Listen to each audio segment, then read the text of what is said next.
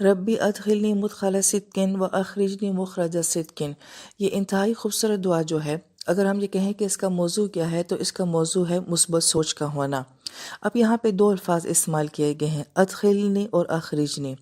اخرجنی، اخرجا، خرجا، اس کا مطلب ہوتا ہے نکلنا، خارج ہونا، لیکن اس کا اصل معنی کیا لیا جائے گا کہ کسی چیز کا چھوڑنا۔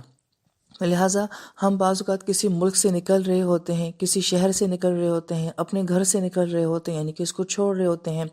اسی طریقے سے بعض اوقات ہمیں زندگی میں اپنے رشتوں کو چھوڑنا پڑتا ہے، کسی عہدے، کسی مقام کو چھوڑنا پڑتا ہے، بعض اوقات اپنی محبتوں کو چھوڑنا پڑتا ہے، کسی بری عادت کو چھوڑنا پڑتا ہے، کسی زندگی کو چھوڑنا پڑتا ہے۔ تو بہت ساری زندگی میں ایسی چیزیں ہوتی ہیں، یہ رشتے ہوتے ہیں، لوگ ہوتے ہیں کہ جس کو انسان اپنی زندگی میں چھوڑتا ہے، الوداع کہتا ہے، خارج کرتا ہے۔ اور ادخلنی کا مطلب تو داخلہ سے داخل ہونا ہوتا ہے۔ تو بعض اوقات ہم کسی ملک میں داخل ہوتے ہیں، کسی شہر میں داخل ہوتے ہیں، کسی گھر میں داخل ہوتے ہیں، ایک نئی زندگی، ایک نئی دنیا میں، ایک نئے حالات میں، نئے رشتوں میں داخل ہوتے ہیں۔ تو گویا کہ انسان اپنی زندگی میں بہت ساری چیزوں کو جو ہے وہ ویلکم کہہ رہا ہوتا ہے، اس میں داخل ہو رہا ہوتا ہے۔ جب ہمیں یہ دونوں الفاظ سمجھ آ جاتے ہیں کہ یہ کس منظر میں یہاں پہ استعمال ہوئے ہیں، تو پھر ہمیں یہ بات نظر آتی ہے کہ یہاں پہ داخل ہونے کی بات پہلے کی جا رہی ہے اور چھوڑنے کی بات بعد میں کی جا رہی ہے، جبکہ ایکچوئل میں ایسا ہوتا ہے کہ پہلے آپ کسی چیز کو چھوڑتے ہیں، پھر اس کے بعد آپ کسی چیز میں انٹر ہوتے ہیں، داخل ہوتے ہیں۔ لیکن یہاں پہ داخل ہونے کا پہلے کیوں بیان کیا گیا؟ تو اہل علم کے فرماتے ہیں کہ عموماً کسی چیز کو چھوڑنے کے ساتھ جو ہوتا ہے غم، دکھ اور ایک طرح کا پچھتاوا ہوتا ہے۔ اگر ہم اپنی ملک کو چھوڑتے ہیں، اپنے شہر کو یا گھر کو چھوڑتے ہیں، رشتوں کو چھوڑتے ہیں، عادتوں کو چھوڑتے ہیں، اپنی پرانی زندگی کو چھوڑتے ہیں، تو اس کے ساتھ تلخ یادیں وابستہ ہو سکتی ہیں، اور اس کے ساتھ مایوسی ہو سکتی ہے، اس کے ساتھ دکھ ہو سکتا ہے۔ جیسے کہ آپ صلی اللہ علیہ وآلہ وسلم کو جو ہے مکہ شریف چھوڑنا پڑ رہا ہے، تو آپ کی کتنی تلخ یادیں مکہ کے ساتھ ہیں،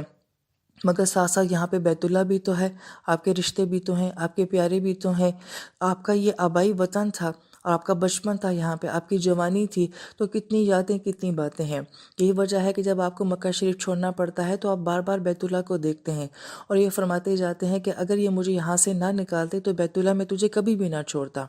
تو کسی چیز کو زندگی میں چھوڑنا، الوداع کہنا، پیچھے مڑ کے دیکھنا، یہ بہت مشکل کام ہوتا ہے، یہ آسان کام نہیں ہوتا ہے۔ تو کتنی خوبصورت یہ دعا ہے کہ اس دکھ کو نہیں کہا جا رہا یہاں پہ کہ اس کو یاد کرو، اور جو چیزیں آپ زندگی میں چھوڑ دیتے ہیں، جن کو آپ پیچھے مڑ کے نہیں دیکھنا چاہتے ہیں، تو گویا کہ اس کا ریگریٹ اپنے دل میں نہ رکھیں، بلکہ کہا کہ ربی ادخلنی مدخل صدقن، کہ جو آپ کی نئی زندگی منتظر ہے، نئی دنیا، نئے حالات، نئی سچویشن، نئے رشتے جو ہیں وہ آپ کے منتظر ہیں، ان کے بارے میں دیکھو، ان کے بارے میں سوچو۔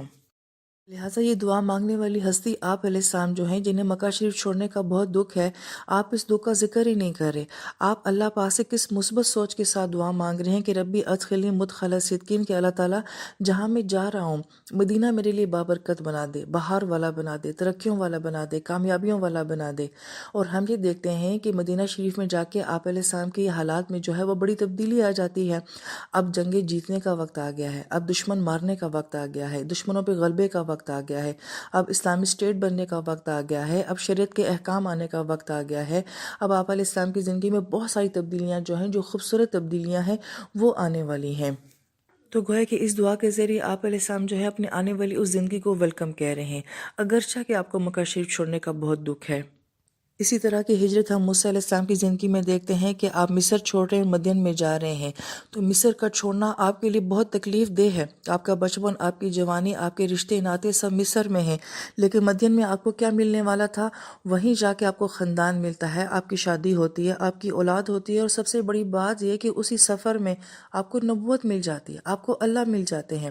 تو گویا کہ انسان کو اپنی زندگی میں بعض اوقات کچھ چیزوں کو چھوڑنا پڑتا ہے، مگر ایک آنے والی خوبصورت زندگی جو ہوتی ہے وہ منتظر ہوتی ہے۔ یہ اس دعا میں مانگا جا رہا ہے کہ اللہ تعالیٰ وہ جو چلا گیا، میں تجھ سے اس کا دکھ نہیں کرتا، میں تجھ سے اس کا گلہ شکوہ بھی نہیں کرتا، میں تجھ سے آنے والی زندگی کی خوبصورتی کا سوال کرتا ہوں۔